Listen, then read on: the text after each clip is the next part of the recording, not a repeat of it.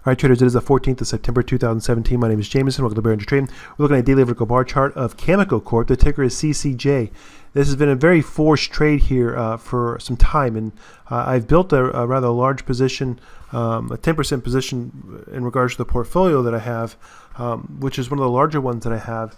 And ultimately, I didn't want a green position going red because that's what was happening. I was looking at maybe 5 or 6% gains and was giving those up. And I closed this just to lock in 2% gains because I fear there's some downside here. Reason being is that if you look at volume, there's just not a lot of participation here. We're not seeing the price spreads are very narrow, so you can see that it's melting up, and that's fine. But meanwhile, that's keeping capital in this that I think is just an unnecessary risk at the present time. In other words, that this can continue to break down and retest the lower trend line, the demand line of the Bullish Ascending channel.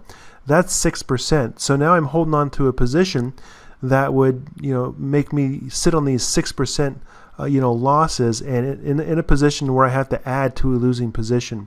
And that's a habit that I want to avoid. I want to try to promote adding to winning positions and not losing positions. So what it comes down to is I close this because I'd much rather give up 2% on the upside. In other words, if conditions change and we see an expansion in price spreads and we see some increased participation reflected in volume and prices rally, I'll very quickly enter the position again, and I'll give up 2% profit on the upside with the reassurance to know that we have some momentum behind me. I have the wind to my back, so to say, as opposed to holding this into 6%, 7% to the lower trend line, or even 12% to retest the support here, and then having the average down into that.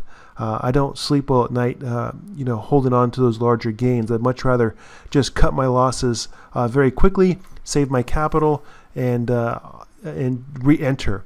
Another reason is that we rallied higher. We trade into the upper trend line here of the channel, and then also this prior supply line. So this is obviously some resistance that's here. When we broke down, we broke down with increased ease. We lost this in a single session. What we lost in a single session has taken us an entire month to regain and make up. And we're trading into the 200-day simple moving average, which I'll note that the 200 and the 50-day are both rising. So the trend is still bullish.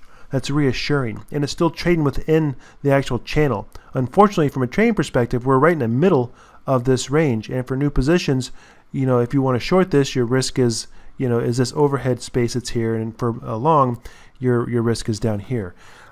So we're trading into the 200-day simple moving average. We actually had a nice little session 4 days ago, and there's no follow through. We had a little doji, there's some indecision, and then we reversed, and then today we rejected it. Now we're still above the opening there, and we're still above the 50-day simple moving average, but this right now through this price highs is an actual reversal. And just from a candlestick perspective, I'm not interested in holding on to that risk. Now when you take this reaction and you correlate it to the importance of this zone here, right? Because this is a prior level of support, and now we just confirmed it as resistance. That scared me out of the trade. I don't feel like holding on to it. Again, if we kind of continue to find support here, this may melt up. I don't care. If it melts up and there's still not a lot of participation, I'm not re-entering this. I need proof that demand is consistently exceeding supply, and that will be reflected in an increase in price spread of the daily sessions in addition to the volume. So unless we see some volume that's representative here, it's expanding and not this just kind of contracting participation as it melts up, I think that there's some downside risk that prices break back down the support or even a little bit lower. And if they do, and there's not a lot of supply, I will confidently re-enter that. But in the meantime, I just don't feel like holding on to the risk. I like CCJ moving forward, but again, I left because of my speculated downside risk at the present time.